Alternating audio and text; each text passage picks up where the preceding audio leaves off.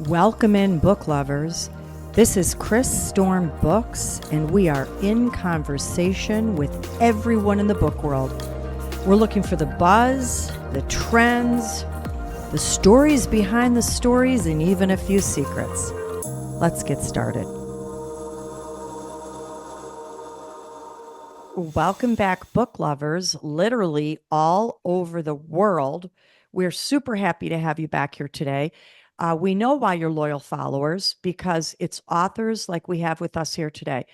We're very, very pleased and honored when we get an author to come back for a second time. And we have HeatherB.Moore here with us today. Welcome back, Heather. Thank you so much for having me. I've been excited to meet with you again ever since our first interview about a year ago. That makes us happy. We had you for Under the Java Moon. Now, today we have you for Lady Flyer.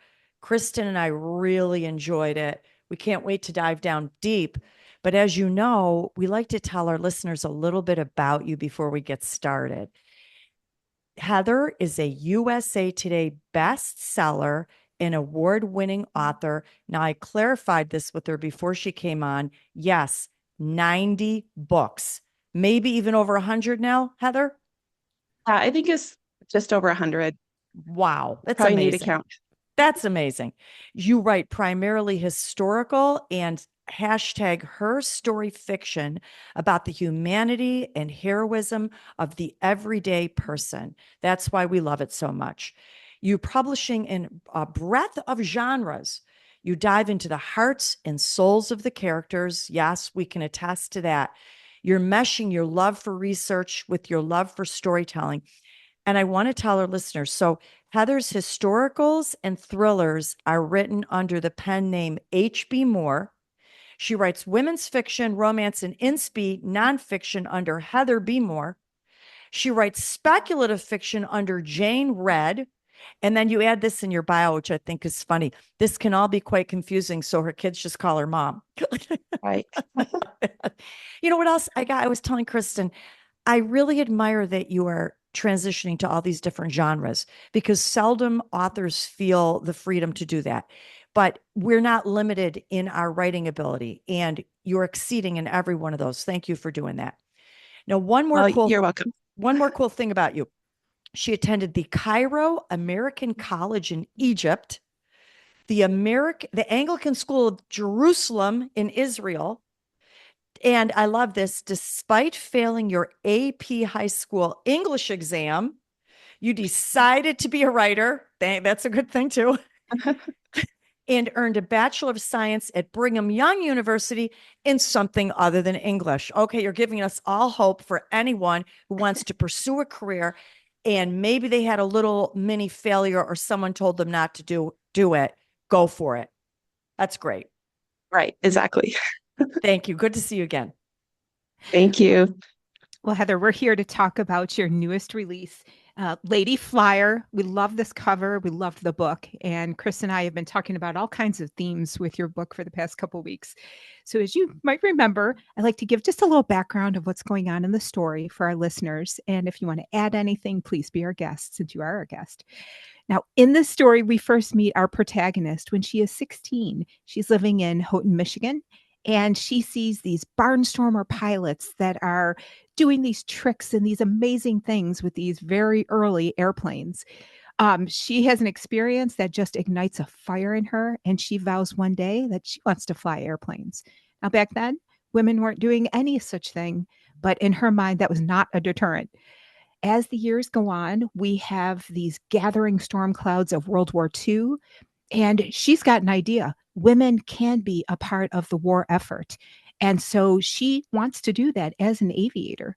Now, there are other women who are like minded, who have that same passion. And so throughout the story, we see where Nancy Harkness gathers with other women. They get training, they start to go in the direction of their dreams. And it was just amazing because of the obstacles that they encountered, external, internal. And wow, what an inspiring story. Did you want to add anything to that backdrop? Yeah, I thought it was really interesting because when I started researching this book, after World War I, there's this huge plane surplus. And so we had all these planes. They're actually quite cheap to buy. And so you had these pilots returning from war. And so they would buy their own planes. And there's only so many jobs out there. So they would go to these small towns and they're called barnstormers. They would take people on stunt rides, and that's kind of how they made money. So Nancy, that really is where her passion started, is going up on a ride with a barnstormer. And I don't think she knew how much she was going to love it until she actually tried it.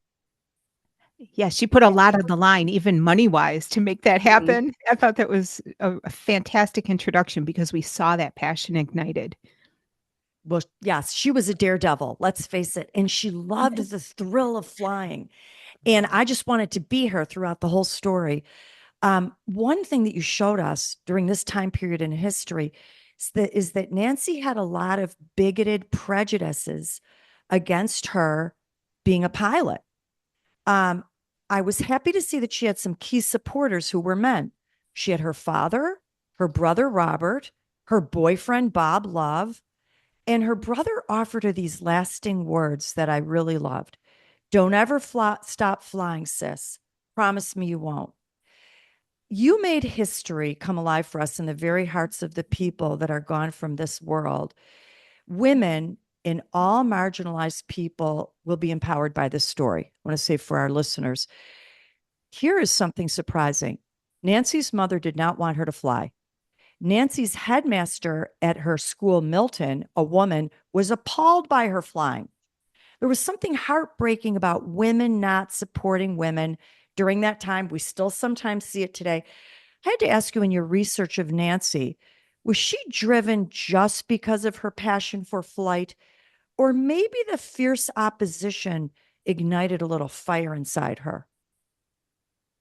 Yeah, I think there's probably multiple answers to that. There's probably a lot of layers we're dealing with. First of all, of course, there's a cultural norms of the time and the expectation of being a lady and following traditional roles. That would have obviously been foremost in Nancy's mother's mind. And also, as a mother of a daughter who is in pilot school, I kind of understand the worries. And every time I see in the news there's a small plane crash, I just feel sick to my stomach. So I could see some of that with Nancy's mother. The other thing is Nancy was from a well-to-do family, and so there's probably additional expectations, where you don't get dirty, you don't put on a flight jacket, you don't jump in a plane and act like you're a mechanic. Or in fact, I know my own grandmother, she didn't drive until she was almost 40 years old. So even driving a car for some women wasn't really the thing to do. But ironically, because her family did have money, of course, before the stock market crash, they were able to afford her to pay for flying lessons. And I honestly think that Nancy's passion kind of took her by surprise. When she was a young teenager, she was in Paris on a trip with her aunt, and she did see the landing of Charles Lindbergh when he flew the first transatlantic flight. So she knew about aviation.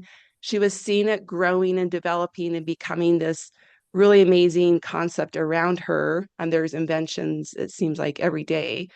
And so when she did kind of do the daredevil thing and go up on that barnstormer flight, she just felt that exhilaration. She felt like there's no barriers, there's no gender barriers, there's no economic barriers, that she was just above all of that. Any pettiness in the world, she was above it. But yeah, like you mentioned, she did have support from her father, which maybe in his mind he was like, oh, she's just at the local airfield flying in circles is okay. He probably didn't realize what she really was going to do eventually.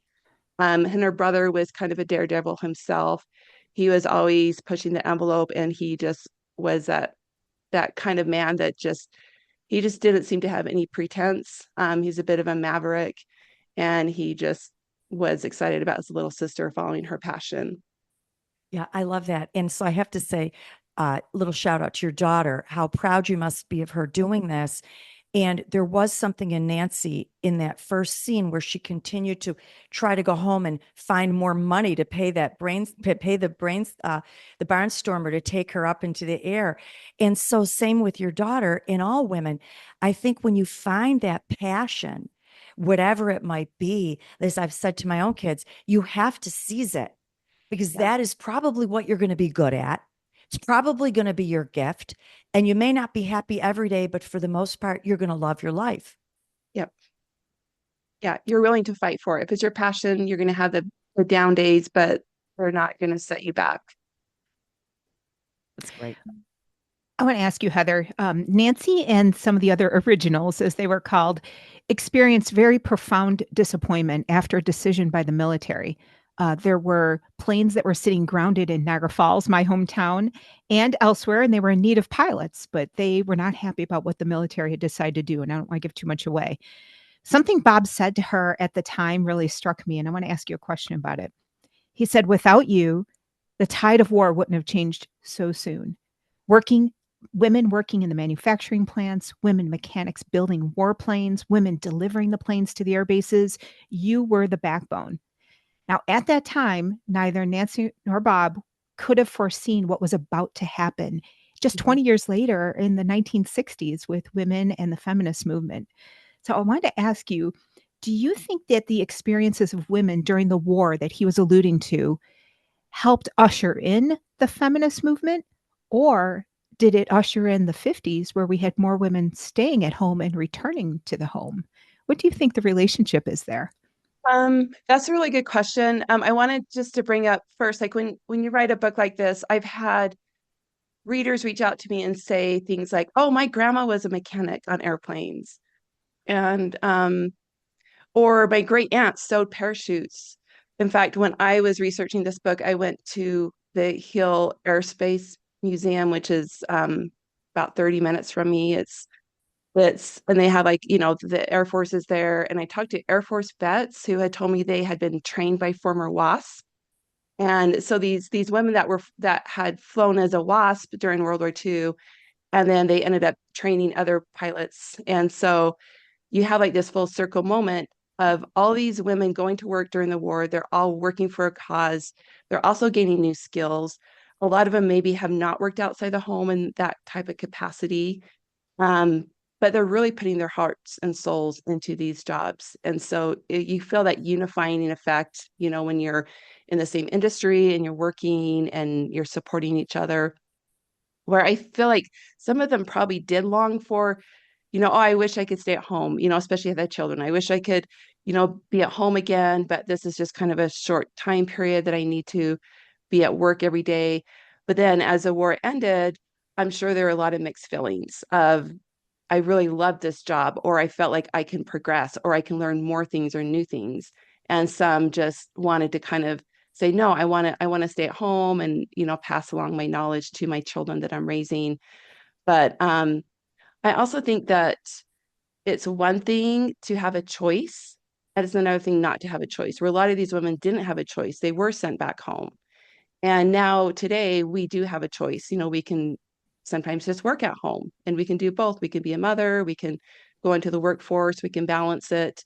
So I feel like the answer to your question is that yes, that this definitely got another rung in the ladder as far as women's rights goes, and definitely, with the war, it enabled women and it showed them that you can be valued in the workforce, and so they kind of took that to heart.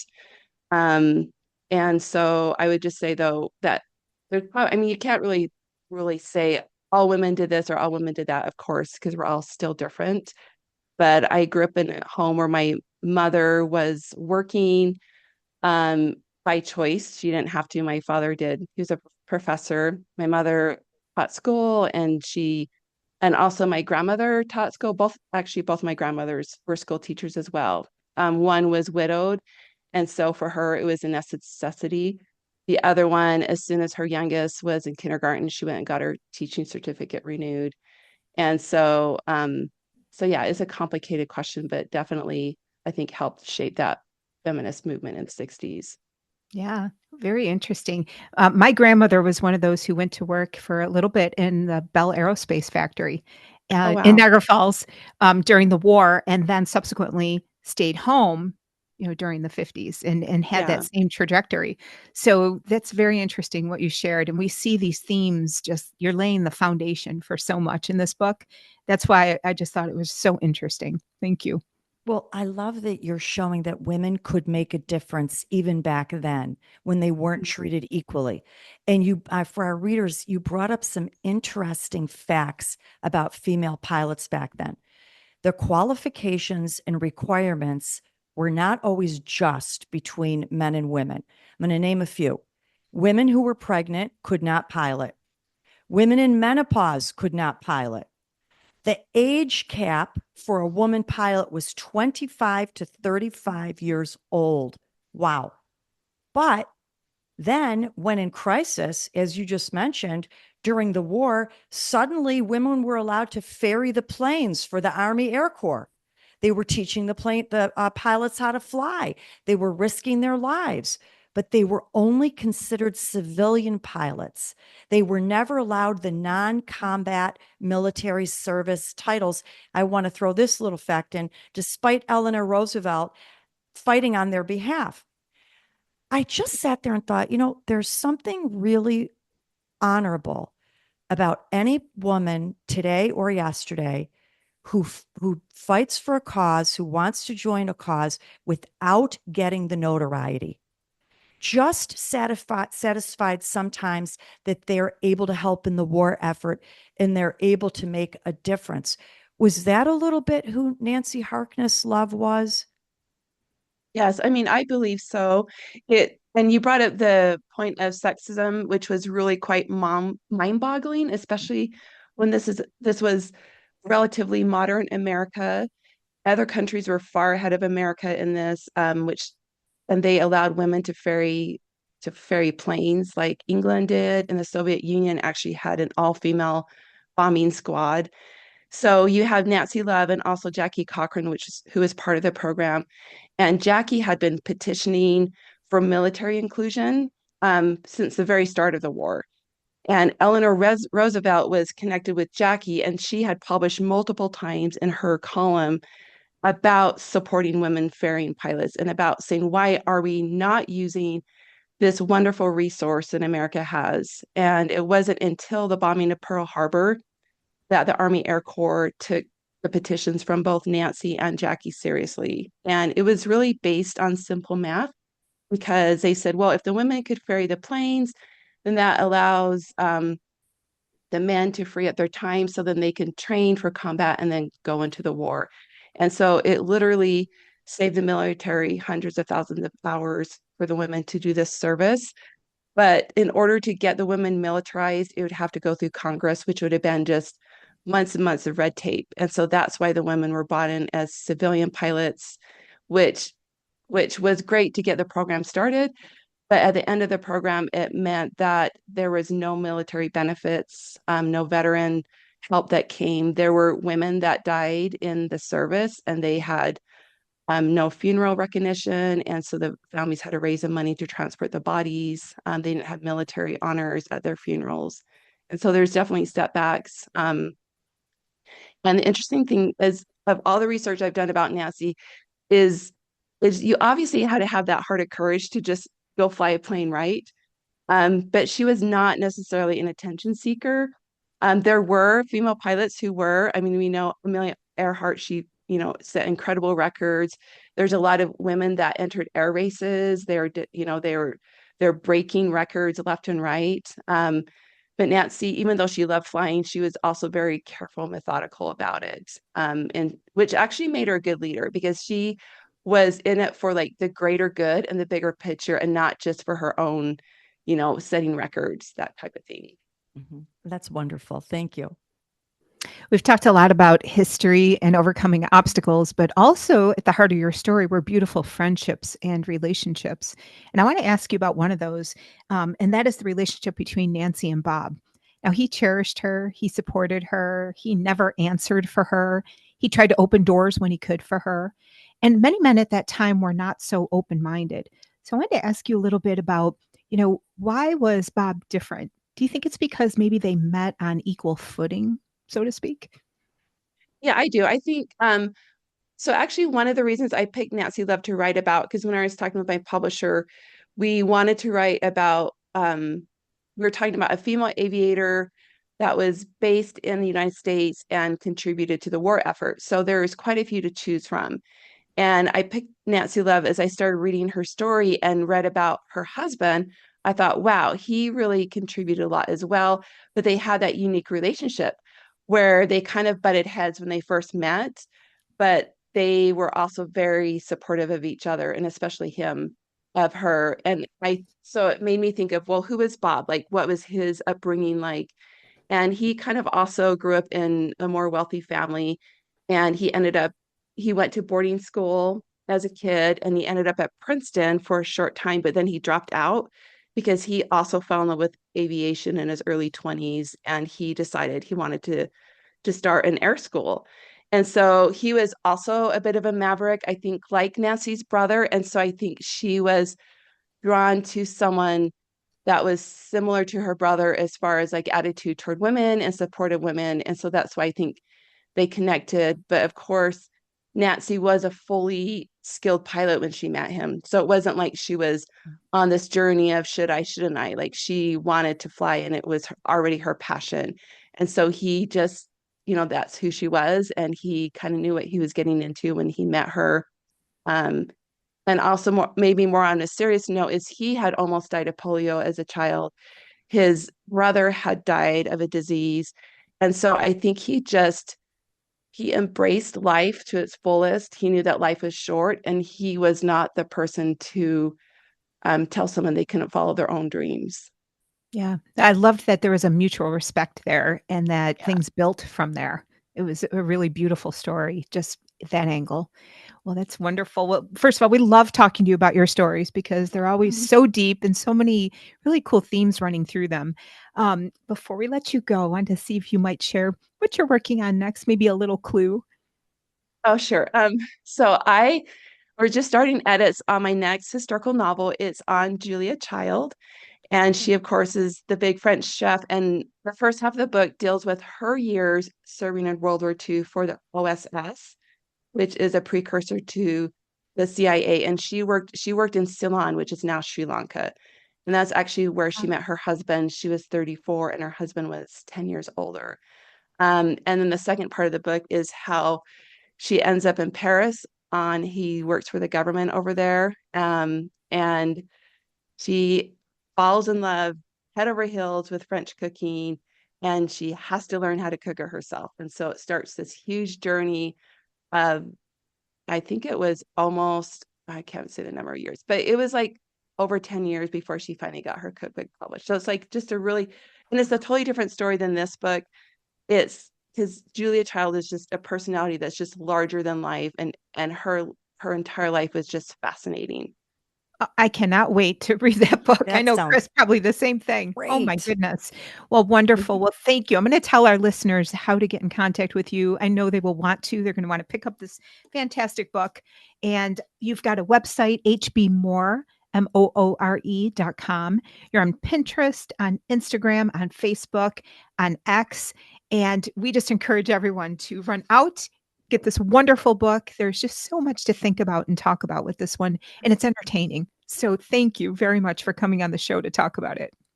Well, Thanks. thanks so much. You guys are on my favorites list on Spotify, so I listen to all your episodes. They're amazing. Thank Awesome. you so much. Yay. Thanks, Thank Heather. you. Take care now, Bye-bye. Heather. See you. Bye, everyone.